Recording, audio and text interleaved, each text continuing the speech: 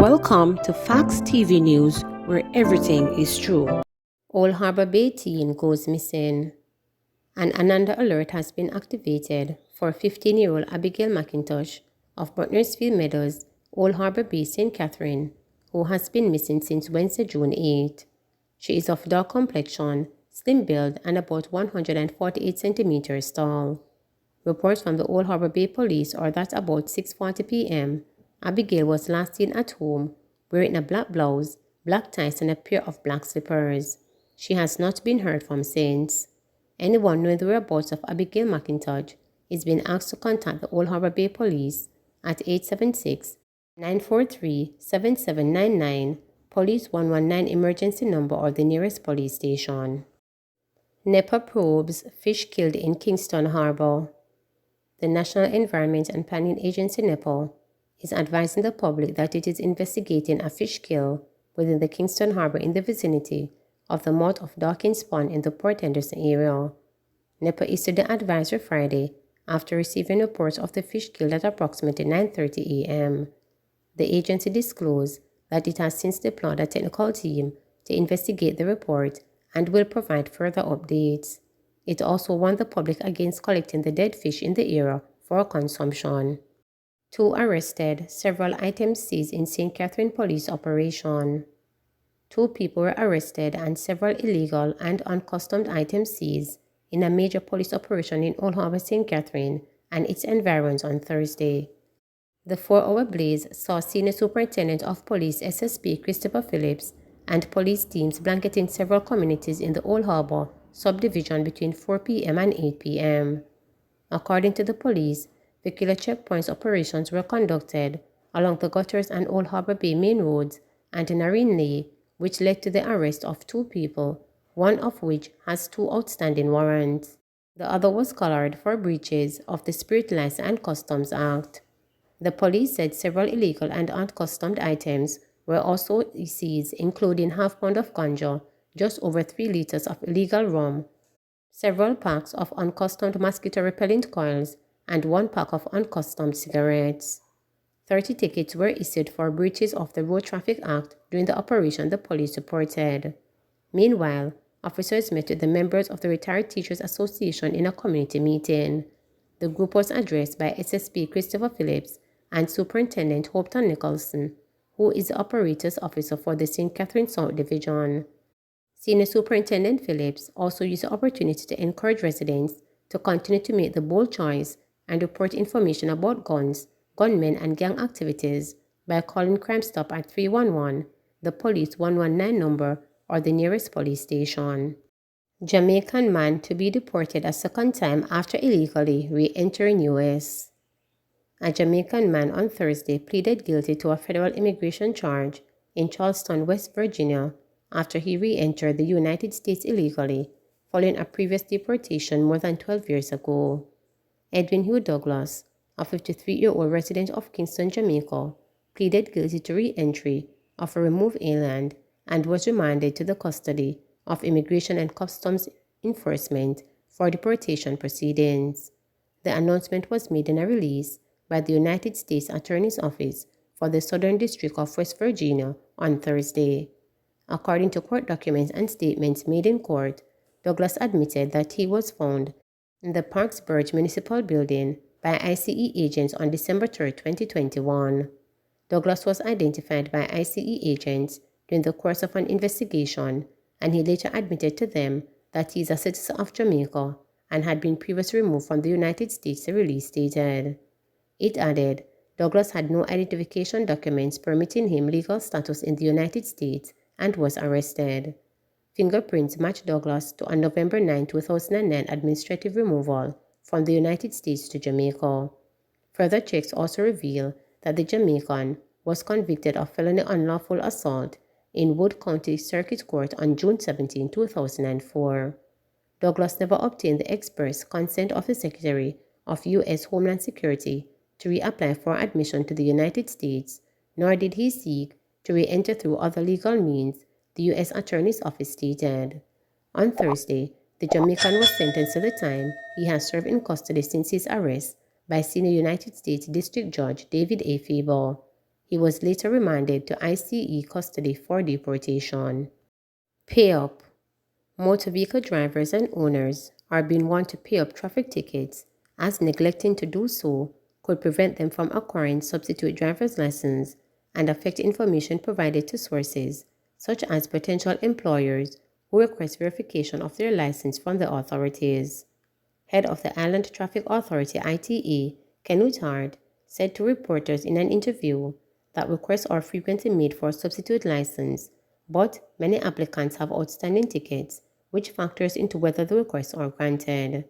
The ITA says that between January and May, there were 6,523 applications for substitute license, 36% of them with outstanding traffic ticket, which total 47,724 tickets. For the month of May, there were 1,428 applicants for substitute driver's license, with 30% of applicants having outstanding tickets. Kingston accounted for 19% of the applicants with outstanding tickets, and 13% have had 50 outstanding tickets. We have a lot of persons who have lost their driver's license, and they believe that they would not be checked for those things. You must clear your outstanding ticket before you can get a substitute driver's license. It eventually comes to the Island Traffic Authority for the tax office. The ITA is a licensing authority, so the tax office is carrying over the delegated functions for us. We do not have cashiers. We do not collect money at any of our depots, he stated. He was speaking against the background of the regulation to the Road Traffic Act 2018, which was retabled in the House of Representatives on Tuesday. The regulations were first tabled by Transport Minister Audley Shaw in February, then withdrawn on Tuesday and retabled. Often, quite a number of persons request or providing them with an abstract of their driver's license. Sometimes they're seeking employment or they're overseas and they want to have proof that they have a Jamaican driver's license. What we do is produce a driver's abstract that would provide the requisite information. However, if the person has outstanding traffic tickets, we encourage them to have those outstanding traffic tickets resolved. We'll tell you that you have outstanding tickets, but if you don't clear it, we are going to put in the abstract that you have outstanding traffic tickets, Hare explained. He noted that many people refrain from paying tickets to avoid attracting demerit points on their license, but stressed that there will eventually be consequences for leaving these tickets unpaid. Hart said he also encouraging employers to ask for abstract license information from potential employees who will be driving on their behalf, as this information provides more detail of the driver's profile. Additionally, Hart said there has also been a few cases of people trying to circumvent the system by applying for a substitute immediately after their driver's license is suspended. We have had some instances where, for example, persons' driver's license are suspended, for example, by the courts today, and what we found in persons would hurriedly go to the tax office, try to present a case as if there's a driver's license was lost. But I don't think that they understand that we will do checks on our database for everything, he explained, pointing out that someone with a suspended license would have multiple traffic tickets, which again the ITA would detect in its system. Meanwhile, he said the ITA will be working more closely with the courts to secure reports on the outcome of traffic offense cases. Under the new Road Traffic Act, the authority will keep a driver's offense register, detail drivers and vehicle owners' particulars, and their traffic violations. Here added that the ITA is also collaborating with the Ministry of National Security and that it intends to educate the public on how the demerit system works and how to avoid accumulating points. Transport Minister calls on motorists to act responsibly on roads. Minister of Transport and Mining Audley Shaw has appealed to motorists to act responsibly on the roadways given the growing number of crashes and fatalities being reported.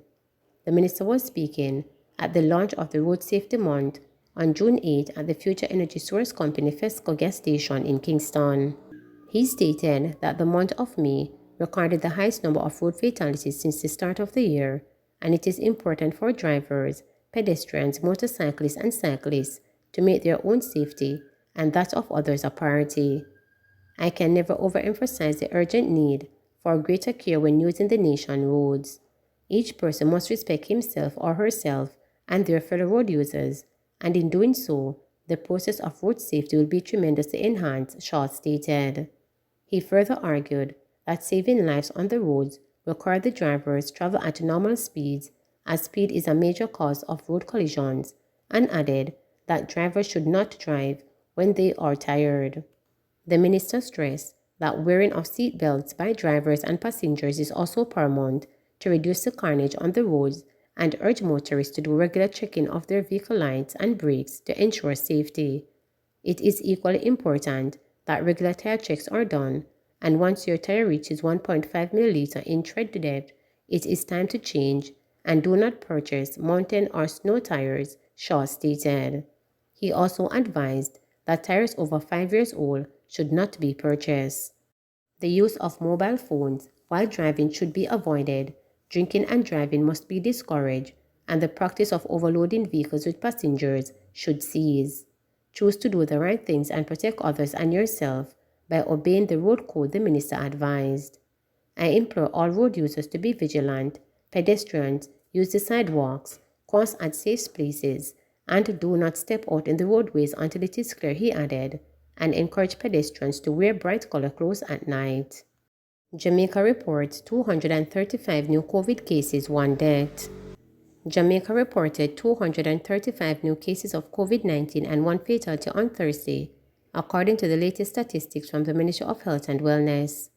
This pushed the total number of cases of the virus since the start of the pandemic to 139,918 and the death toll to 3,080.